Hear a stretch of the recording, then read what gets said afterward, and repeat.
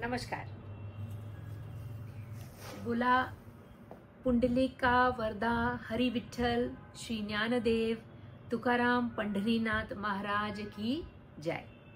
आषाढी वारीतील सहभागी होणाऱ्या वारकऱ्यांसाठी आयोजित वैद्यकीय सेवा उपक्रमाच्या उद्घाटन सोहळ्या निमित्ताने मला प्रत्यक्ष उपस्थित राहून आपल्या सेवाभावी कार्याला मनपूर्वक अभिवादन करण्याची खूप इच्छा होती।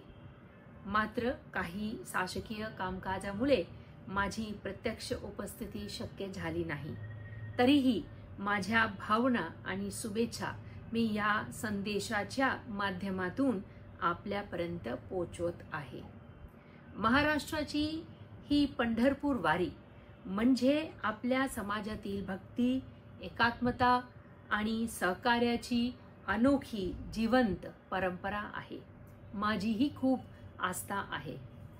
दरवर्षी सुमारे 12 ते 15 लाख वारकरी विविध दिंड्यातून पायी चालत किंवा अन्य मार्गाने शेकडो किलोमीटरचा प्रवास करत पंढरपूरच्या पावन नगरीला विठ्ठल चरणी प्रचंड श्रद्धेने उपस्थित राहतात।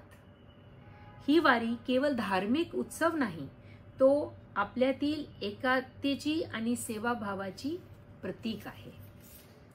याच पार्श्वभूमीवर मागील 32 वर्षापासून कार्यरत असलेली वैष्णव चॅरिटेबल आणि मेडिकल ट्रस्ट ही संस्था वारीतील लोकांच्या प्रती सुरक्षिततेची भावना ठेवून दररोज सुमारे 1500 वारकऱ्यांना मोफत वैद्यकीय तपासणी, औषधे आणि इतर वैद्यकीय मदत पुरवत असतात।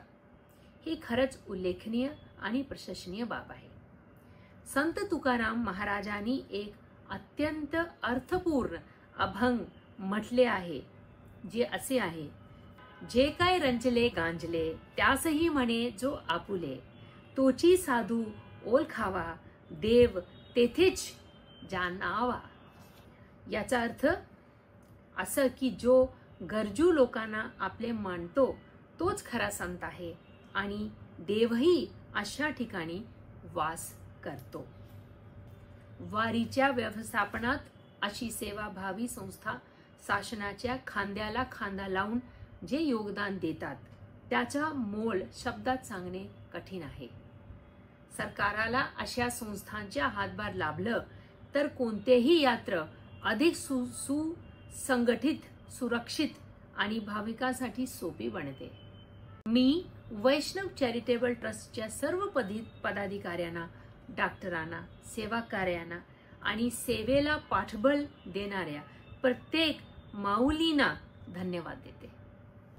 आपली ही सेवा भविष्यातही अशीच अखंड सुरू राहो। शासन तुमच्या पाठीशी सदैव गंभीरपणे उभा आहे।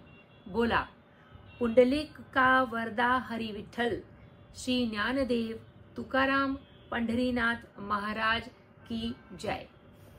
जय महाराष्ट्र।